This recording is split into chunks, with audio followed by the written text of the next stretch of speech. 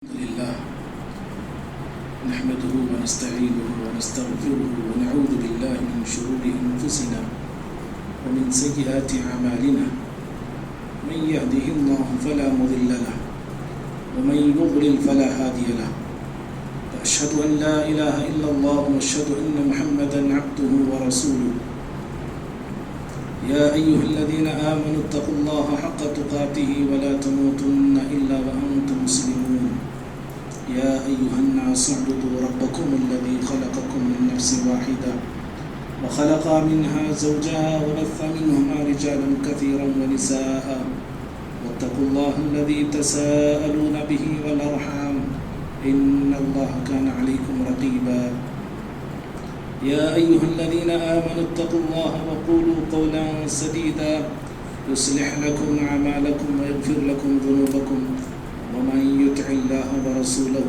فقد فاز فوزا عظيما أما بعد فإن خير الحديث كتاب الله وخير الهدي هدي محمد صلى الله عليه وسلم وشر الأمور محدثاتها وكل محدثة بدعة وكل بدعة ضلالة وكل ضلالة في النار أعوذ بالله من الشيطان الرجيم بسم الله الرحمن الرحيم سبحان الذي أسرى بعبده ليلا من المسجد الحرام إلى المسجد الأقصى الذي باركنا حوله لنريه من آياتنا إنه هو السميع البصير.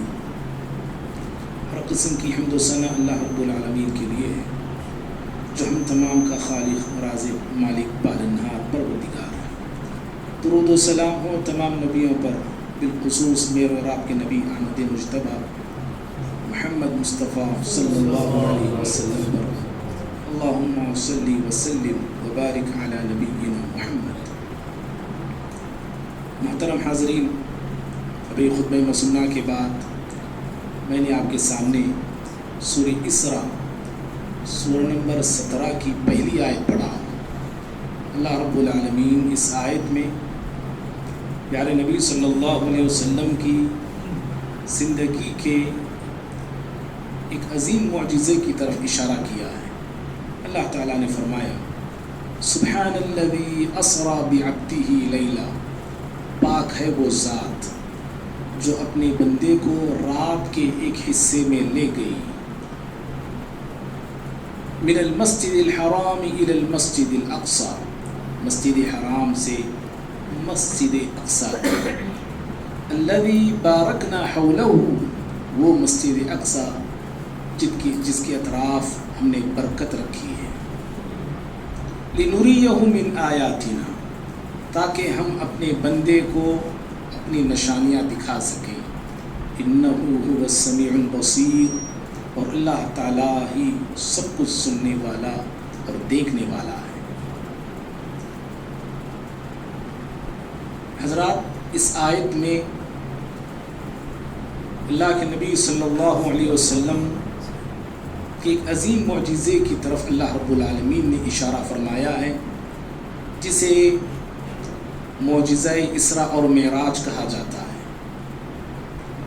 مسجد حرام سے مسجد اقصی تک کے سفر کو اسراء، اور مسجد اقصی سے آسمانی دنیا کی طرف کے سفر کو معراج کہا جاتا ہے. اور یہ دنیا کا سب سے عظیم ترین اور تیز ترین سفر ہے. اور غور کرنے کی بات یہ ہے کہ یہ سفر پیارے نبی صلی اللہ علیہ وسلم کا جو جبریل امین علیہ السلام کے ساتھ ہوا، مسجد اقصی، مسجد حرام سے مسجد اقصی، پھر وہاں سے آسمانی دنیا، یہ سفر اپنے اندر بہت سارے سبق رکھنے والا تھا، بہت ساری عبرتیں اور نصیحتیں رکھنے والا سفر تھا. اور اس سفر میں پیارے نبی صلی اللہ علیہ وسلم کو عظیم نشانیاں دکھایا جانے والا تھا. آپ صلی اللہ علیہ وسلم کو جنت اور جہنم کا نظارہ کرایا جانے والا تھا. اور آپ صلی اللہ علیہ وسلم پر اور آپ کی امت پر نمازوں کو فرض کیا جانے والا یہ سفر تھا. غور کرنے کی بات یہ ہے کہ اس سفر کے لیے اللہ رب العالمین انتخاب کیا تو مسجدوں کا انتخاب کیا ہے. اس سفر کی شروعات مسجد سے ہوتی ہے، پھر مسجد سے جیسے یہ سفر شروع ہوتا ہے ایک وقفہ بیچ میں رکھا گیا، ایک گیپ بیچ میں رکھا گیا، اور وہ وقفہ بھی مسجد ہی پہ وقفہ ہوتا ہے، مسجد ہی پہ وہ قیام ہوتا ہے۔ اور اللہ رب العالمین چاہتے تو پیارے نبی صلی اللہ علیہ وسلم کا یہ معراج کا سفر آپ کے مکان سے بھی ہو سکتا تھا، آپ کے گھر سے بھی ہو سکتا تھا، لیکن نہیں، اس سفر کے لیے اللہ رب العالمین عظیم ترین سفر تھا تو عظیم جگہوں کا اللہ رب العالمین نے انتخاب فرمایا، اور اس کے لیے مسجد حرام کا انتخاب کیا گیا، مسجد اقصی کا انتخاب کیا گیا۔ اس سے مجھے آپ کو جو بات سمجھ میں آتی ہے وہ یہ ہے کہ مسجدوں کی اللہ رب العالمین کے پاس بہت ہی زیادہ عظمت ہے، مقام ہے، مرتبہ ہے، اور مسجدوں کی اللہ تعالیٰ کے سامنے اللہ کے پاس بڑی اونچی شان ہے۔ اسی لیے پیارے نبی صلی اللہ علیہ وسلم کا یہ معمول تھا، آپ جب کبھی سفر سے مدینہ آتے، اپنی منزل آتے، اپنی بستی آتے، بدأ به بالمسجد،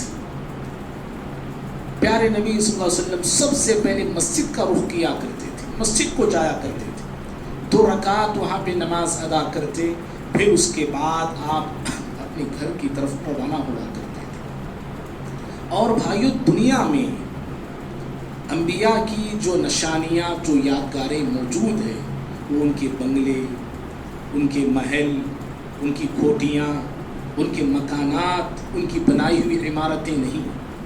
دنیا میں انبیاء کی جو چیزیں یادگار کے طور پہ، نشانی کے طور پہ زمین پر موجود ہے وہ مسجدیں ہیں۔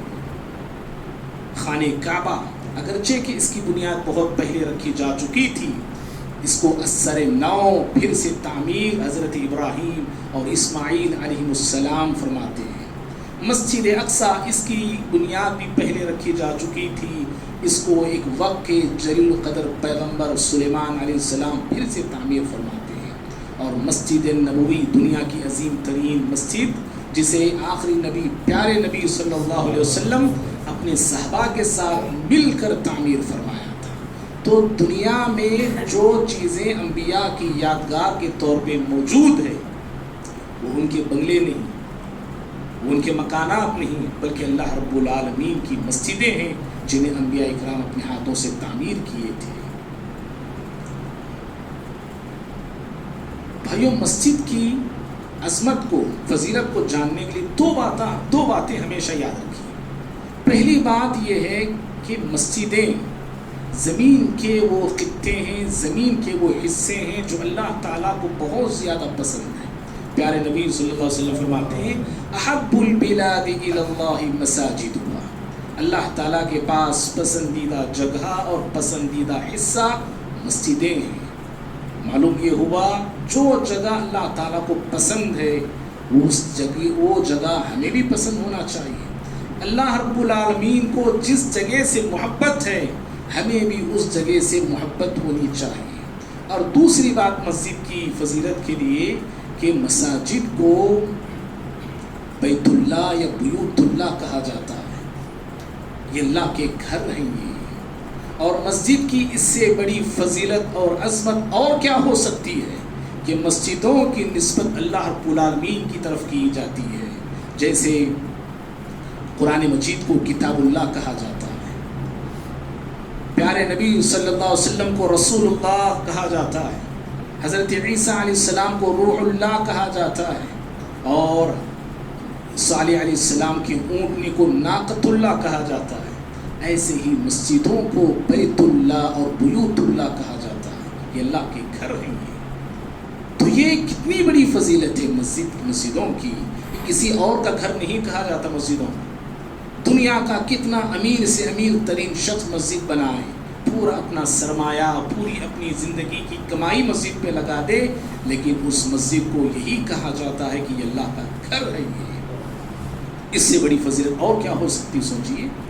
لیکن افسوس کی بات یہ ہے کہ مسجدوں کی جس قدر فضیلت ہے، جس قدر عظمت ہے، جس قدر مقام اور مرتبہ ہے، ہم مسلمانوں کی یہاں مسجدوں کی وہ اہمیت نہیں، وہ فضیلت نہیں، وہ عظمت نہیں، مسجدوں کے ساتھ مسجدوں کے خادموں کے ساتھ، مؤذنوں کے ساتھ، اماموں کے ساتھ انسانوں کا کیا سلوک ہوتا ہے، کیسا برتاؤ ہوتا ہے، یہ دیکھتے ہیں، سنتے ہیں تو افسوس ہوتا ہے۔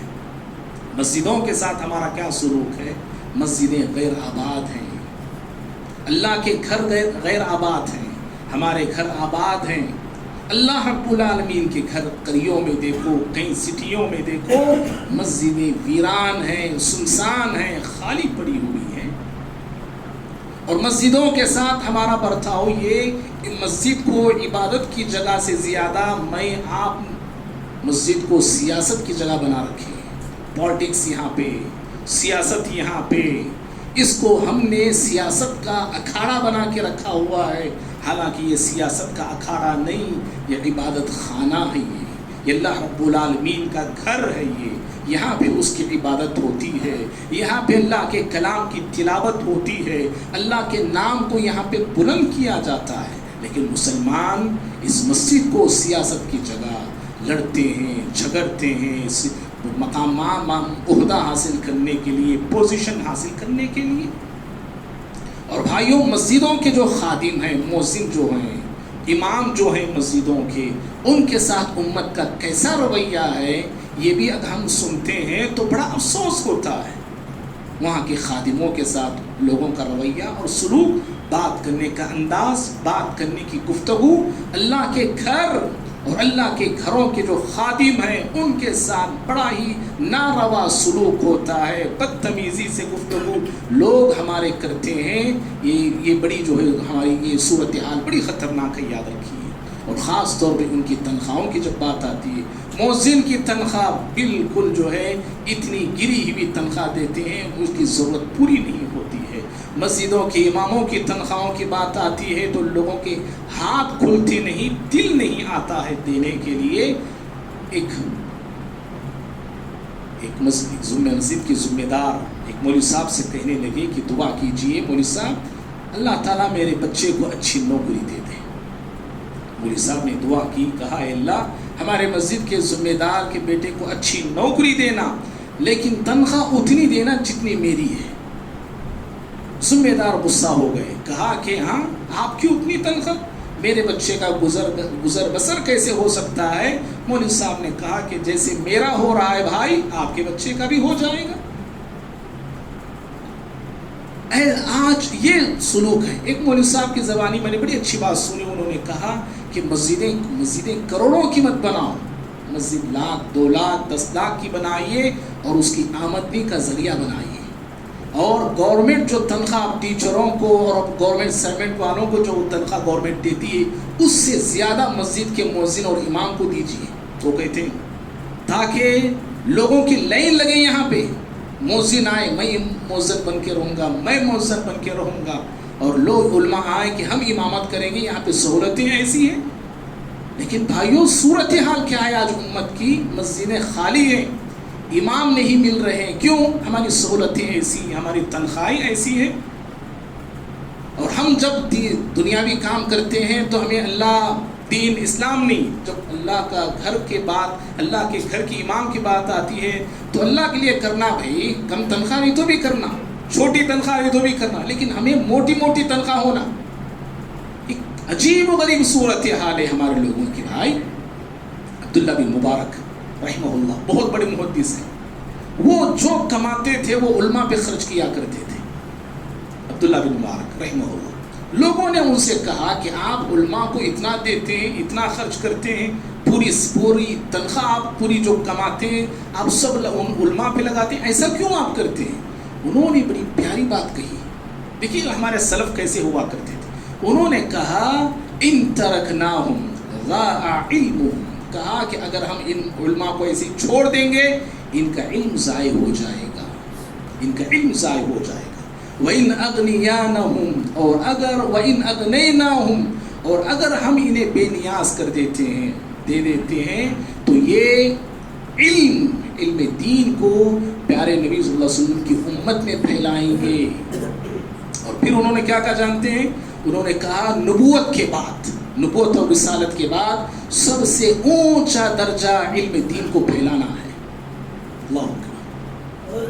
تو بہرحال بھائیوں کہنا یہ ہے اللہ رب العالمین کا گھر بڑا مقام اور مرتبہ رکھتا ہے، لیکن اس کے ساتھ ہمارا برتاؤ، وہاں کے خادموں کے ساتھ ہمارا سلوک کچھ ٹھیک نہیں ہے۔ ہاں چند اللہ کے بندے اچھے بھی ہیں، چند مقامات کے لوگ بھی اچھے ہیں، اور باتیں عام بات ہم کر رہے ہیں۔ بھائیوں دنیا میں یاد رکھیے، جہاں کہیں بھی میں اور آپ رہیں، میرا آپ کا تعلق مسجد سے ہمیشہ رہنا چاہیے۔ ہمیشہ مسجد سے آپ کا تعلق بنا کے رکھیے، میں بنا کے رکھوں، اس لیے کہ مسجد سے جس کا تعلق ہوتا ہے اس کا ایمان محفوظ ہوتا ہے۔ جس بندے کا مسجد سے تعلق ہوتا ہے اس کا ایمان بڑھتا ہے، اس کے ایمان میں اضافہ ہوتا ہے، اور مسجد سے تعلق رکھنے والا بندہ اس کے اندر ایمان کی صفات پائی جاتی ہیں، مومن کی نشانی پائی جاتی ہے۔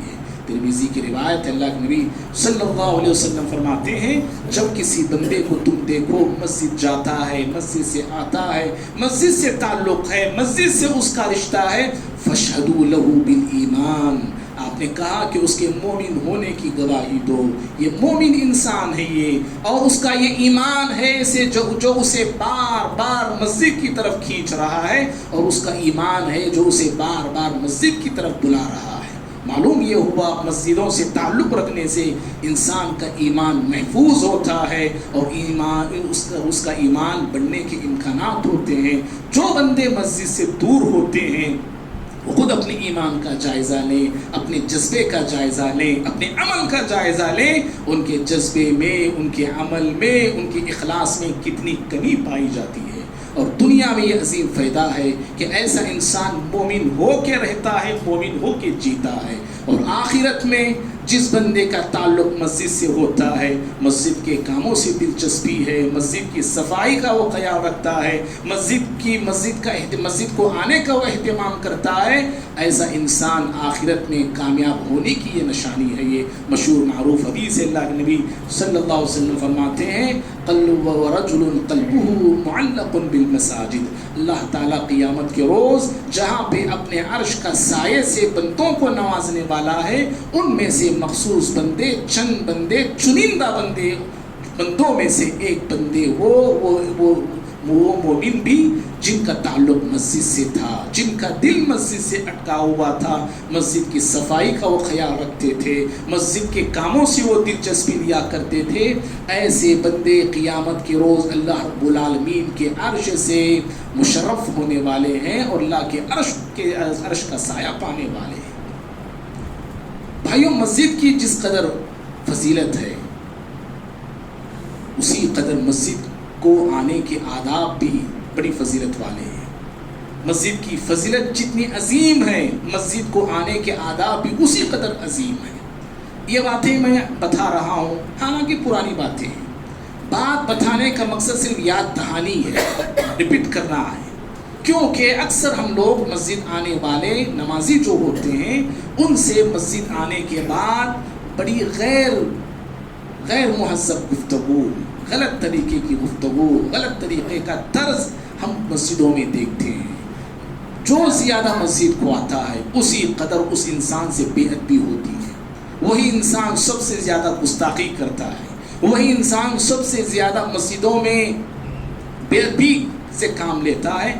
اسی لیے مناسب سمجھا گیا کہ چند ایک باتیں مسجد کے آداب آپ کے سامنے رکھیں، لیکن وہ وقت ہمارا بالکل قریب ہے ختم ہونے کے لیے، اشارے دے کے میں اپنی بات کو میں ختم کروں گا۔ سب سے پہلا ادب مسجد کو آتے ہوئے مجھے آپ کو یہ یاد رکھنا ہے کہ مسجد کو جب آئیں باوضو ہو کے آنے کی کوشش کریں، وضو کر کے آنے کی کوشش کریں۔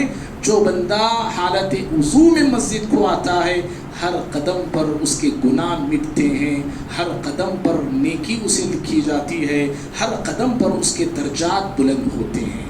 مسلم شریف کی ابن حبان کی حدیث ہے، اللہ کے نبی صلی اللہ علیہ وسلم فرماتے ہیں جو بندہ حالت وضو میں مسجد کی طرف نکلتا ہے اس کے ہر قدم پر گناہ اللہ تعالیٰ مٹھا دیتا ہے، ہر قدم پر اللہ رب العالمین نیکی کو لکھ دیتا ہے، اور ہر قدم پر اللہ رب العالمین کے پاس اس بندے کا مقام بلند ہوتا ہے۔ سوچنا چاہیے ان لوگوں کو، دیکھو صرف مسجد آنے کی پر یہ فضیلتیں ہیں، مسجد آنے پر یہ انعامات ملتے ہیں، تو جو بندے مسجد کو آتے ہی نہیں ہیں، برائے نام آتے ہیں، کبھی کبھار آتے ہیں یا زندگی میں کبھی مسجد کا چہرہ نہیں دیکھے ہیں، سوچنا چاہیے ایسے لوگوں کو کس قدر وہ انعامات سے اپنے آپ کو محروم کر رہے ہیں۔ بھائی کس قدر انعامات سے اپنے آپ کو محروم کر رہے ہیں۔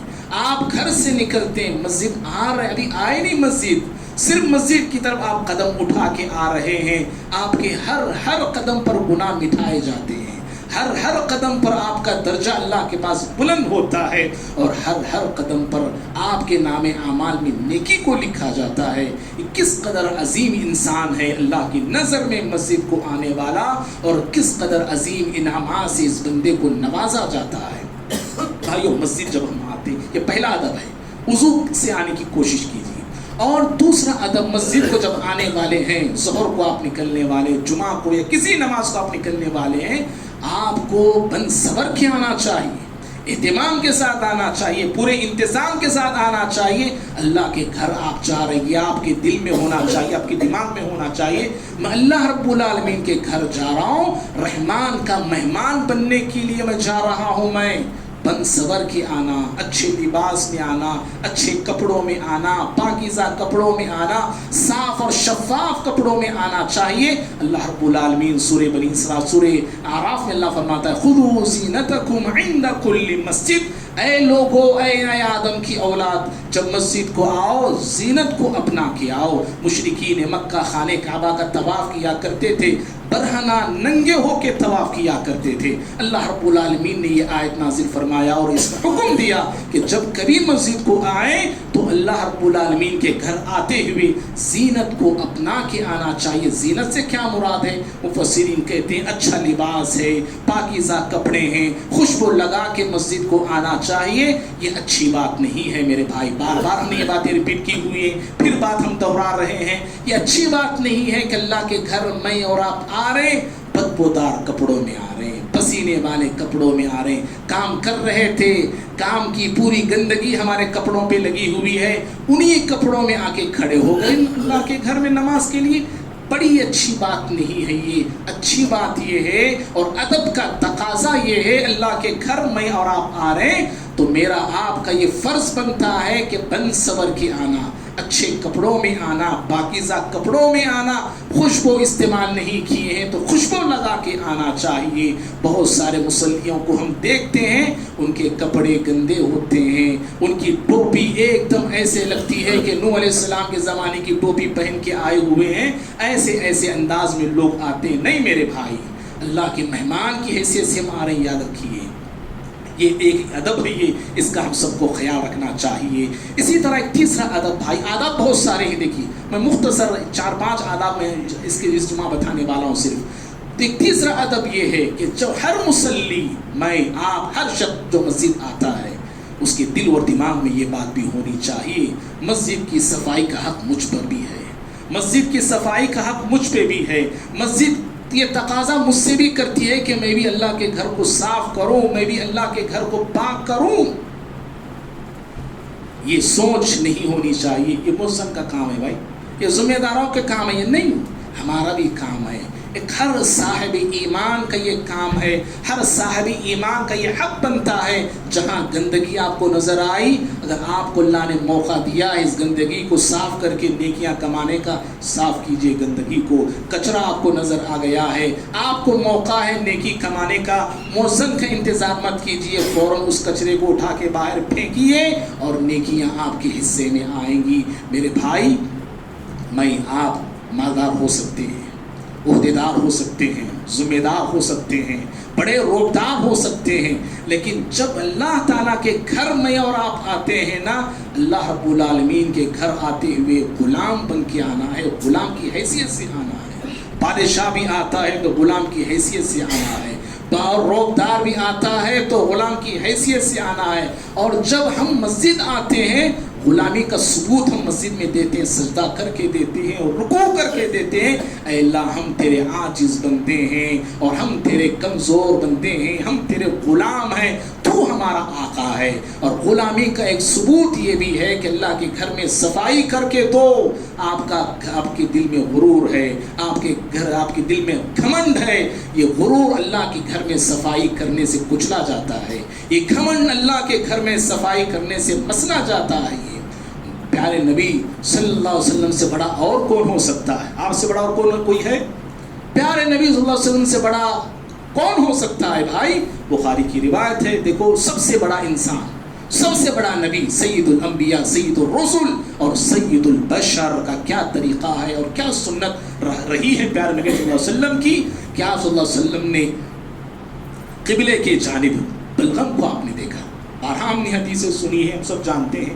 بلغم کو آپ نے آپ صلی اللہ علیہ وسلم نے دیکھا, فشق ذلك علیہ, بلغم کو جیسے آپ صلی اللہ علیہ وسلم دیکھتے ہیں آپ پر بڑا شاق گزرتا ہے, بڑی تکلیف آپ کو ہوتی ہے کہ اللہ کے گھر میں کسی بندے نے, کسی بھائی نے بلغم کو لگا دیا ہے. فقام, راوی حدیث انس بن مالک رضی اللہ تعالیٰ کہتے ہیں آپ کھڑے ہو گئے, اٹھ گئے آپ. فحکہ بیدہ, اپنی مبارک ہاتھوں سے اس گندگی کو صاف کرنے لگے.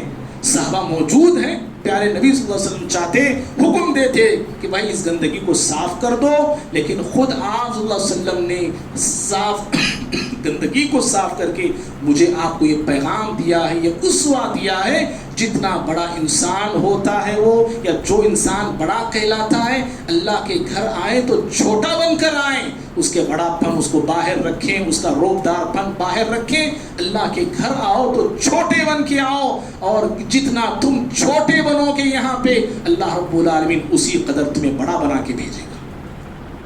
معزز بھائیو, تو مسجد کی صفائی کا خیال ہم سب کو رکھنا چاہیے. اور اسی طرح سے مسجد کی صفائی میں یہ بات بھی ہے, جیسا کبھی میں نے بات بتائی, پھر وہ ریپیٹ کر رہا ہوں میں بات, کہ مسجد کی صفائی میں یہ بات بھی ہے کہ مسجد کو سیاست سے صاف کیجیے. سیاست کی جگہ مت بنائیے, پالیٹکس کی جگہ مت بنائیے. کئی مسجدوں کے کیسز ہم سن رہے ہیں, کوٹھوں میں چل رہے ہیں, کوٹھوں میں چل رہے ہیں. کیوں؟ عہدے کے لیے لوگ لڑ پڑ رہے ہیں. کئی مسجدیں جو ہے وقف بورڈ کے حوالے لوگ جا کے خود کر دیے, ہم لوگ سنبھال نہیں سکتے, آپ لوگ سنبھالو بول کے. مسجد کو سیاست کی جگہ مت بنائیے. اللہ کے لیے میرے بھائی اخلاص کے ساتھ آئیے. اگر آپ پوزیشن کے ذمہ داری کے آپ قابل ہیں, اللہ رب العالمین ذمہ داری کو آپ تک پہنچائے گا, آپ کو پہنچنے کی ضرورت نہیں ہے. خود آپ تک وہ ذمہ داری ڈھونڈتے ہوئے آئے گی, عہدہ آپ کو ڈھونڈتے ہوئے آئے گا, تلاش کرتے ہوئے آئے گا. گھر بھی آپ بیٹھے نا, وہاں عہدہ خود چل کر آئے گا, آپ کو بلا کے لائے گا وہ. لیکن ہم عہدوں کے لیے لڑ پڑتے ہیں مسجدوں میں, یہ بڑی شرمناک بات ہے میرے بھائی. اخلاص میرے آپ کے دل میں, سینے میں ہر وقت ہونا چاہیے. مسجد کو صاف رکھیے, رنگ ٹون سے صاف رکھیے بھائی. مسجد کو پاک رکھیے, اپنے رنگ ٹون سے پاک رکھیے. عین حالت نماز میں کتنے ہمارے مصلی, کتنے ہمارے بھائی, ان کا فون عین نماز میں بجنے لگتا ہے. کتنی شرم کی بات ہے یہ. اور امام کو ڈسٹرب, سارے نمازیوں کو ڈسٹرب, ہر ایک کی نماز میں خلل ہوتا ہے. یاد رکھیے غلط بات ہے یہ. مسجد آئیں, فوراً آپ کی نظر آپ کے فون پہ ہونا چاہیے, اور ہمیشہ آپ کا فون بجنے لگتا ہے اور رنگ ٹون عین نماز میں آپ کی ہونے لگتی ہے. اس کا مطلب یہ ہے کہ آپ غیر ذمہ دار انسان ہیں. آپ اللہ کے گھر کو آپ نے اپنا گھر بنا لیا ہے, اور جیسے چاہے آپ آ رہے ہیں اور جیسے چاہے اٹھ رہے ہیں, بیٹھ رہے ہیں, جا رہے ہیں. نہیں, اللہ کے گھر میں جو آداب ہے شریعت کے, ان آداب کا پاس اور لحاظ رکھ کے آنا چاہیے, اور رکنا اور بیٹھنا چاہیے. میرے بھائی, مسجد کے آداب میں سے ایک ادب یہ بھی ہے, بڑا اہم ادب ہے یہ. اسی میں اپنی بات میں ختم کروں گا انشاءاللہ. یہ ادب یہ ہے کہ مسجد میں آپ جب آتے ہیں, ہمیشہ یہ فکر مجھے آپ کو ہونی چاہیے کہ مجھ سے کسی کو تکلیف نہ ہو. مسجد میں جاؤں تو مجھ سے, میری زبان سے, میرے ہاتھ سے, میرے پہلو سے, میرے بازوؤں سے کسی بھائی کو کوئی تکلیف نہ پہنچے, کوئی رنج نہ پہنچے. اس بات کا بھی خیال ہر مصلی کو ہونا چاہیے. یاد رکھیے پیارے نبی صلی اللہ علیہ وسلم, بخاری کی روایت ہے, جابر رضی اللہ عنہ حدیث کے راوی ہیں, آپ صلی اللہ علیہ وسلم نے دیکھا, مر رجل فی المسجد بسہام, آپ صلی اللہ علیہ وسلم نے ایک شخص کو دیکھا جو تیر کو لیے مسجد سے جا رہے تھے, تیروں کو ہاتھ میں پکڑ کے مسجد سے جا رہے تھے. آپ صلی اللہ علیہ وسلم کہنے لگے, امسک بنصالھا, آپ نے کہا کہ اے تیر کو لے جانے والے شخص، تیر کی نوک کو اپنے ہاتھ سے پکڑ لے. تیر کی جو نوک ہوتی ہے انی جس کو ہم بولتے ہیں، آپ نے کہا اس پہ ہاتھ رکھ، اس کو روک لے، اس کو پکڑ لے، اس کو تھام کے رکھ. کہیں ایسا نہ ہو کہ یہ نوک کسی کو چبھ نہ چاہے، کہیں ایسا نہ ہو کہ اس نوک سے یہ نوک کسی کو زخمی نہ کر دے. معلوم کیا ہو رہا ہے؟ مسجد جب ہم آئیں، کسی کو میری جانب سے، آپ کی جانب سے تکلیف نہیں پہنچنا چاہیے. یہ بھی اچھی بات نہیں کہ میں ہر کسی سے لڑتا ہوں، ہر کسی سے بحث کرتا ہوں، ہر کسی سے میں تکرار کرتا ہوں. نہیں میرے بھائی. اور بعض لوگ تو معاشرے میں لڑائی جھگڑے سے فیمس ہوتے ہیں مسجدوں میں. کتنی گندی بات ہے یہ کہ مسجدوں میں ہم لڑ پڑے اور دوسروں کو تکلیف دے. نہیں میرے بھائی.